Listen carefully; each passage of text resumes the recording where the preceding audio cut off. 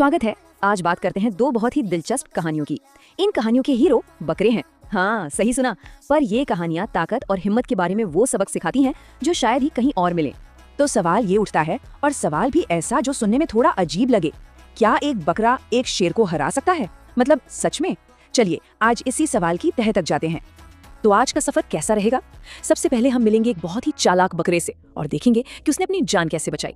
उसके बाद हमारी मुलाकात होगी शेरू से, जो था तो बकरा पर उसकी दोस्ती एक राजा से थी।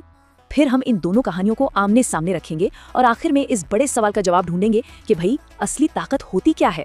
तो चलिए शुरू करते हैं हमारी पहली कहानी से।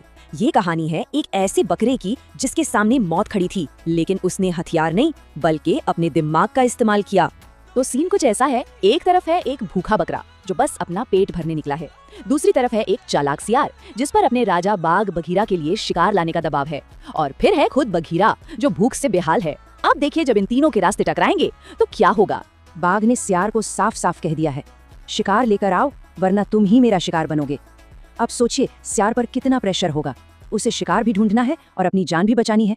और वही होता है जिसका डर था। वो धूर्त सियार बेचारे बकरे को मीठे फलों का लालच देकर सीधे बाघ की गुफा में ले आता है।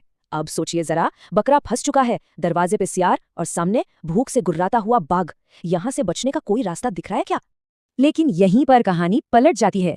बकरा घबराने के बजाय अपना दिमाग दौड़ाता है। वो बाघ से कहता है, अरे रुकिए, मैं तो अपने एक मोटे ताजे दोस्त को भी आपके लिए बुलाने जा रहा था, डबल दावत हो जाती। फिर वो जानबूझकर थोड़ी दूर जाकर थकान का नाटक करता है और आराम करने का बहाना बनाता है।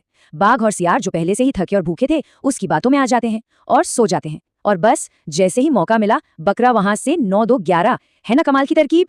तो ये तो थी दिमाग की ताकत। अब चलते हैं हमारी दूसरी कहानी पर। ये कहानी दिमाग की नहीं बल्कि दिल की है, दोस्ती और वफादारी की ताकत की कहानी। तो इस कहानी में एक बहुत ही अनोखी दोस्ती है। जंगल का राजा शेर वनराज और एक मामूली सा बकरा शेरू पक्के दोस्त बन जाते हैं। उनकी दोस्ती की मिसालें दी जाने लगती हैं। पर जहां इतनी अच्छी दोस्ती हो वहां जलने वाले भी तो होते हैं ना, है ना? तेंदुआ और कुछ दूसरे जानवर इस दोस्ती से जल भुन जाते हैं और उनकी ये जलन एक खतरनाक साजिश में बदल जाती है। एक ऐसी साजिश जो सीधे राजा के तख्त को चुनौती देती है। तेंदुआ भरी सभा में राजा वनराज को ललकारता है। वो कहता है, एक शेर और एक बकरे के दोस्ती, ये तो हमारी पूरी प्रजाति के लिए शर्म की बात है। ऐसा राजा हमें नहीं चाहिए जो एक कमजोर जानवर से दोस्ती रखे। मतलब ये सिर्फ दोस्ती पर उंगली उठाना नहीं था, ये तो जंगल के उसूलों पर, राजा की काबिलियत पर एक सीधा हमला था।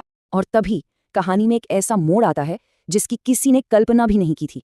इससे पहले कि राजा वनराज को जवाब देता, वो बकरा शेरू आगे बढ़ता है और तेंदुए को लड़ाई के लिए चैलेंज कर देता है। सोचिए, एक बकरा एक खूंखार तेंदुए को ललकार रहा है। पूरा जंगल तो बस देखता ही रह गया, सबकी आंखें फटी की फटी रह गई। और फिर जो हुआ वो